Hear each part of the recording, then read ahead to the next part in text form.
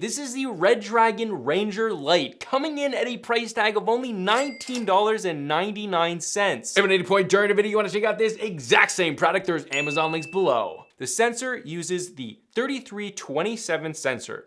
Now, while this is technically not as high end of a sensor, it's still very, very good for most gamers out there. Even as a lower DPI player, this felt and tracked very nicely. However, if you're prone to very, very fast whips of the mouse, if you use a lower DPI than even I use, which is considered a low DPI, if you're using 400 DPI or lower and you are prone to doing really fast whips, this may have some problems tracking that. But that's really the only place where this sensor is not going to perform. So if you're using 800, even 600 and up, I would say you're probably going to be totally fine. Now, this hits a 1000 hertz polling rate up to 12,400 DPI, 220 IPS, and 30 Gs of acceleration. Now, the build quality here is definitely budget looking and kind of budget feeling, although it does feel solid. This has that cheap honeycomb looking design. It doesn't look great. This is ergonomic, so this is really directed at palm grippers, which I am, so I really like that. If you are a palm gripper, it's very comfortable, very ergonomic. All of your fingers have a place on this mouse. Now,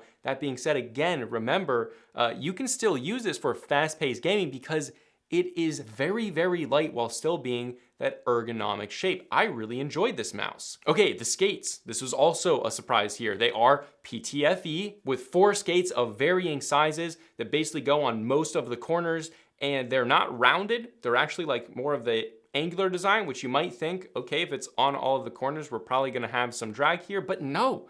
It glided surprisingly well. I was surprised at how good this glided. For the switches, these are on the heavier side, so if you're into a very precise gaming experience and you don't want to double click, these are slightly more difficult to spam, but they're very precise. And if you're prone to accidentally clicking, well, that's not going to happen here. They also have a great sound and feel, which I did appreciate coming from a more budget brand. Now, the scroll wheel here is nothing special. It's not super tactile. It's kind of mushy. It's not really mushy. It's just lacks a lot of feel. But for the weight, and this is what I was talking about, this comes in at 58 grams. Really, really impressive, to be honest with you. As for RGB, there is some RGB on the scroll wheel. It does look good, but it is quite dim. Not really a problem, because I don't really mind, especially considering the weight here is so impressive to me that it made the gaming experience very, very enjoyable. Again, if you want to check out this exact same product, there's Amazon links below for the US, UK, Canada, and international links. And if you want to check out my main channel with longer form content, you can check that out right here. But this is a consumer tech review, high speed, and I'll see you guys in the next video.